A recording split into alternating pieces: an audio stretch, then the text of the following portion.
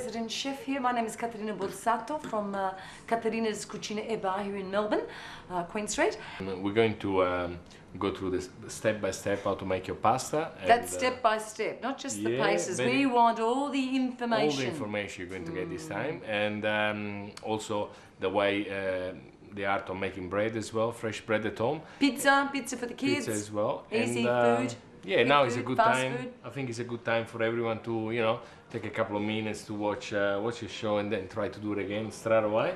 Michele, do you remember growing up as a child and you get all those wonderful smells in the kitchen, your mother be stirring over the pot on a Sunday, you'd have the gnocchi sauce or, you know, even the pizza when it comes out of that oven. It's fantastic, isn't it? Yeah, I also remember that every Sunday there was no room to sit down or lie down because there was pasta everywhere in the house, you know, in the bed, hanging off the rods, yeah, absolutely.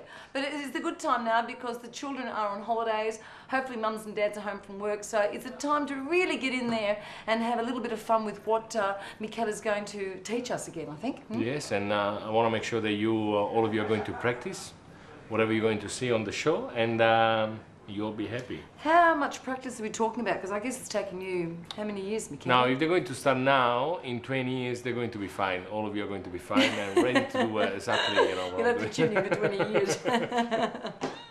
I suppose, Michele, the most important thing we can say tonight is to really talk about the basics of pasta. I suppose the most important ingredient of the pasta is actually flour. And here we got some semolina, some durum wheat semolina. And here we got just some plain flour. And here we got some 00 flour, which is a soft flour used for dessert most of the time. Now we got here, I'm going to do the two different mix.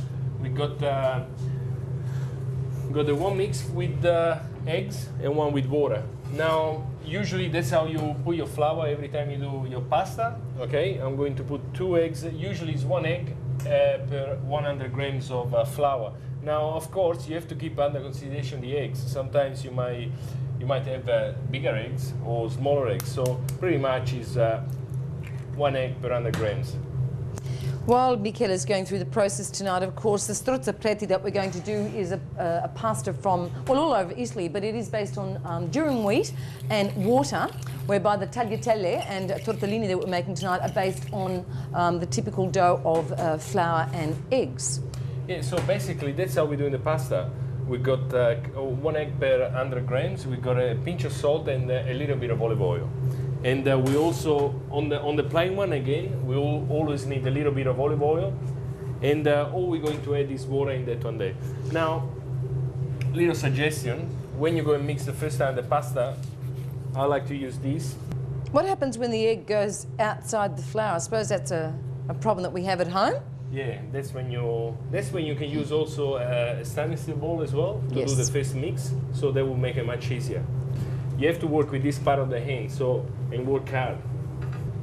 Needs to rest from 15 to half an hour to 3 hours, depends how big your dough is. And the best thing to do is put it in a plastic bag or freezer bag or even cover with Glad wrap. So I like to keep it in the fridge because being a fresh pasta with raw eggs, it's always better to keep it in the fridge, and it will do the job.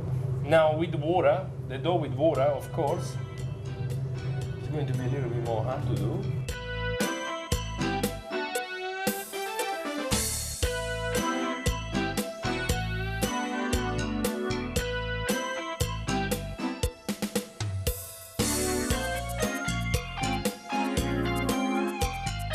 You might have to add a little bit more oil to make it easier on working the dough. But pretty much when everything is combined together. So the basic rule of thumb is 1 egg, what, 55 grams? 1 egg, 55 to 60 grams. Okay. Yeah. And 100 grams of flour? Yeah. And about, what, a teaspoon of olive oil? Teaspoon of olive oil, a pinch of salt, and that's it. Now, sometimes there's also people that like to add a little bit of water if the dough is a little bit dry. You can do that, or a little bit of oil, or the best thing to do is actually to wet your hands with a little bit of water and just keep working, or put some oil in your hands as well. And so this one is the mixture without eggs, and this one with the eggs. Of course the color will tell you because it's much darker, the one with the eggs, and much this more one yellow. is Fantastic. Now I'm going to put this in glade wrap. If you got a little pasta machine, it doesn't really matter how long you work it, because the pasta machine will do the job as well. Fantastic. Okay, and that's why I said sometimes I prefer to use plastic bags, freezer bags, because the glade wrap might be stuck inside the dough. And like I said, I'm going to put this in the fridge.